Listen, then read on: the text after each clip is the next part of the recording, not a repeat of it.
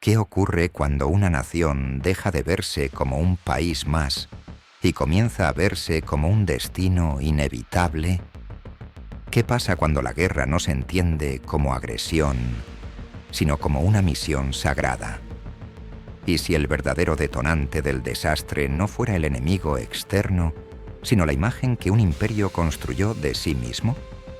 La Segunda Guerra Mundial, vista por Japón. ¿Cómo se veían a sí mismos los japoneses?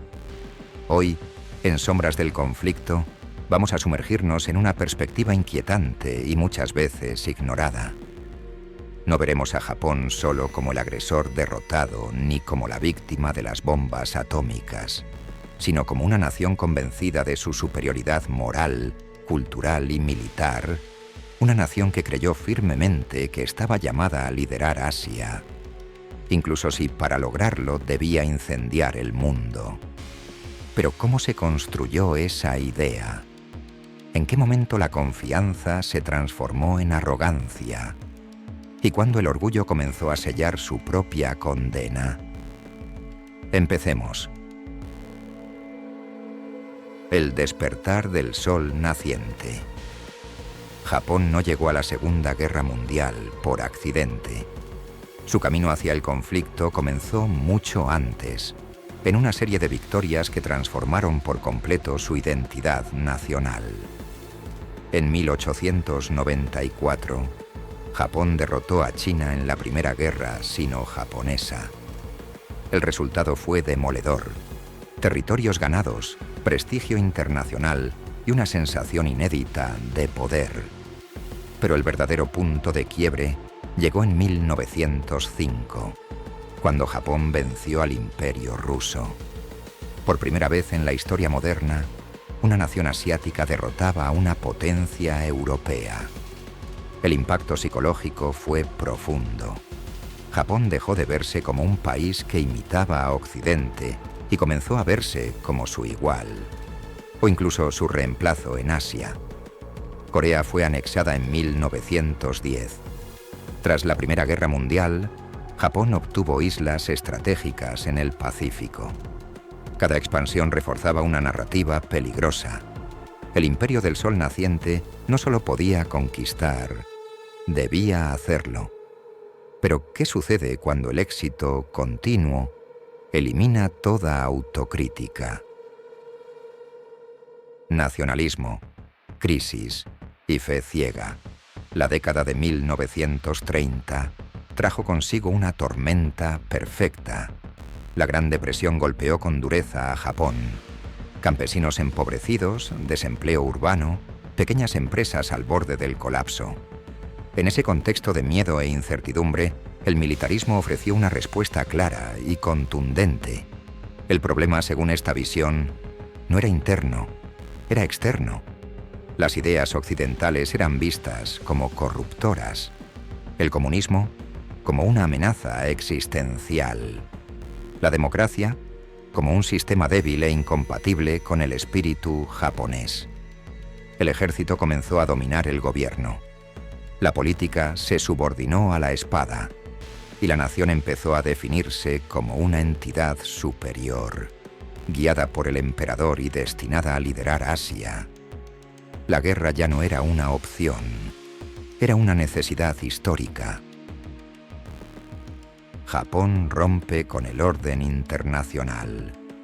En 1933, Japón abandonó la Liga de las Naciones. No fue solo un acto diplomático, fue una declaración ideológica. El mensaje era claro. Japón no aceptaría límites impuestos por potencias extranjeras. La alianza con la Alemania nazi parecía lógica. Ambos regímenes compartían militarismo, nacionalismo extremo y rechazo al comunismo. El Pacto Anticomintern de 1936 unió a Tokio y Berlín contra la Unión Soviética. Sin embargo, la relación nunca fue de verdadera confianza. Cuando Hitler firmó el pacto de no agresión con Stalin en 1939, Japón se sintió traicionado. Comprendió que Alemania actuaría según sus propios intereses, sin importar a sus aliados. Aún así, Japón confiaba en su fuerza. Su armada era la más poderosa del lejano oriente. Sus pilotos estaban entre los mejor entrenados del mundo. Sus bases en el Pacífico le otorgaban una posición estratégica inigualable.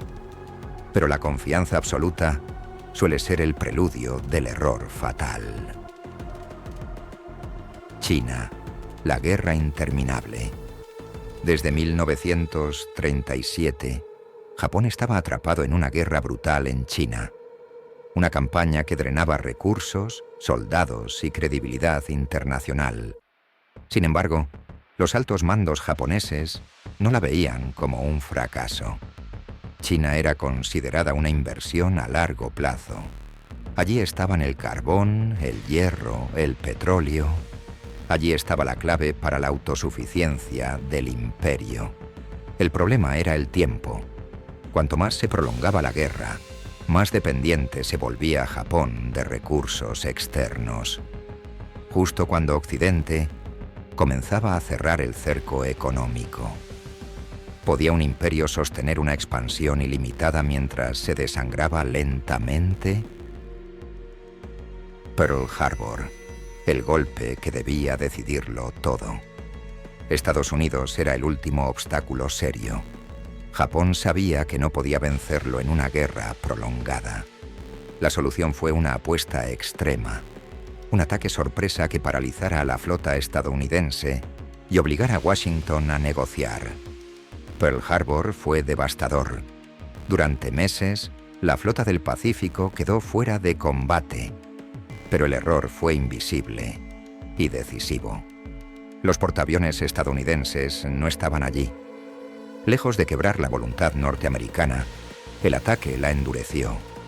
Estados Unidos no retrocedió. Avanzó. En junio de 1942, en Midway, Japón perdió 4 portaaviones. El corazón de su poder naval fue destruido en una sola batalla. Desde ese momento, la guerra cambió de dirección. El derrumbe del imperio.